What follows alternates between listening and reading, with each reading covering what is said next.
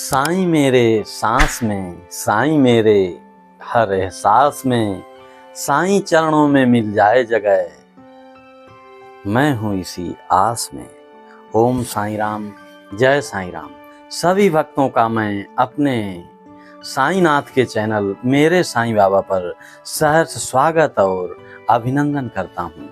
तो दोस्तों, साईं बाबा के भक्तों और साईं बाबा के कृत्य और चमत्कारों पर किए गए कार्य पर हम आज फिर एक भक्त के बारे में कुछ बातें लेकर के आए हैं जो साईं सचरित्र में भी इनका वर्णन किया गया है। तो हम बात कर रहे हैं हरि कानोबा के बारे में, जो बाबा पर बहुत ही बाद में श्रद्धा रखे। पहले तो इन्होंने विश्वास अविश्वास पर कायम रखा। अविश्वास था इनको। बाबा के बारे में इनके दोस्त और संबंधी अक्सर कुछ ना कुछ बातें किया करते थे, बाबा के चमत्कारों के बारे में कुछ बातें करते थे, लेकिन अविश्वास इनके मन पटल पर इतना कायम हो चुका था कि इनको कोई भरोसा नहीं था। अतः इन्होंने एक बार स्वयं ही इस बात का निर्णय लिया कि हम शिरडी जा करके उनको परखते हैं और मैं उनके विषय में जानकारी खुद स्वयं करूंगा। और इस तरीके से वो अपने दोस्तों के साथ शिरडी के लिए रवाना हो जाते हैं। रवाना होने से पहले इन्होंने जरी का एक साफा अपने सर पर नया बनवा करके लगाया हुआ था और नई सैंडल पहन करके वो शिरडी के लिए रवाना हो गए। अब शिरडी पहुंचते हैं तो जाते हैं तो बाबा को अब प्रणाम कैसे करें, क्योंकि इनके पैरों पर बिल्कुल नए सैंडल थे। सोचे कि कहीं हमारे सैंडल इधर उधर उतारने पर कोई उठा ना ले जाए। अतः पंडाल के एक कोने पर इन्होंने सैंडल उतारने का निर्णय लिया और उस सैंडल को उतारने के बाद जाते हैं, बाबा को वो प्रणाम करते हैं और फिर प्रणाम करने के बाद वहाँ से प्रसाद और उदी लेकर के बाहर आते हैं और फिर उसी जगह देखते हैं पंडाल के कोने पर तो इनके सैंडल वहाँ से नदारद थे और कहीं गायब हो चुके थे। इन्होंने काफ़ी खोजबीन किया लेकिन इनको कहीं पता नहीं चला।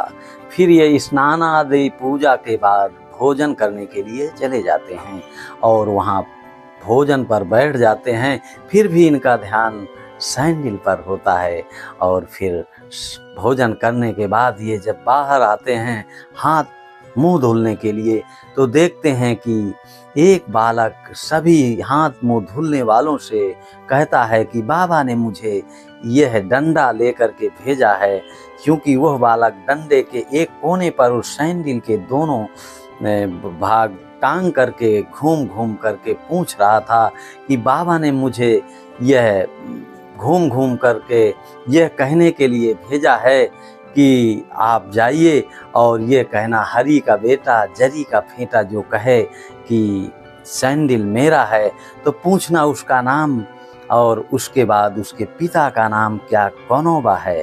तो फिर इसके बाद उसकी पगड़ी जरी की देखना, यदि वही व्यक्ति है तो उसको सैंडल दे देना। अब इस बात को हरि जी सुन रहे थे और बड़ा हतप्रभ हो रहे थे। उनको लगा कि मैं तो पहली बार शिरडी आया हूँ और कैसे ये बाबा इस बालक से कहलवा करके भेजे कि हरि नाम के व्यक्ति को ही देना और पिता का नाम कानोबा हो। अब वो बोले कि अरे मेरा ही नाम हरि है। तो उस बालक को पूरी जानकारी जो अभी हमने आपको बताया उस बात से जब संतुष्ट कर दिया तो वह बालक उनको सैंडल उनके सुपुर्द कर देता है।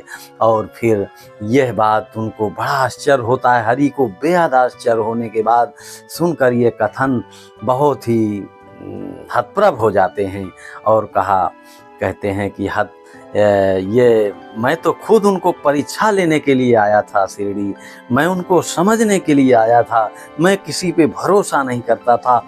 ये आखिरकार जो मुझे पता है यह साईं बाबा को कैसे जानकारी हो सकी, क्योंकि इसके पहले मैं कभी शिरडी नहीं आया। और वो थी खुद बाबा का भक्त हुआ और इस घटना के बाद बाबा की चमत्कारिक बातों को सुन करके बाबा का दीवाना हरी हो जाता है और वापस शिरडी से चला जाता है। तो ये भक्त के बारे में आपको हमने बताया। आपको कैसा लगा इनके बारे में? यदि आपको जरा सा भी अच्छा लगा हो और बाबा के प्रति ये जुड़े भक्त के विषय में जरा सी भी जानकारी सही लगी हो तो ज़रूर ओम साईं राम लिख दीजिएगा। और यदि हमारे चैनल में आपको साईं बाबा से जुड़ी जानकारियाँ अच्छी लग रही हैं तो चैनल को सब्सक्राइब कर लेना। ओम साईं राम, जय साईं राम।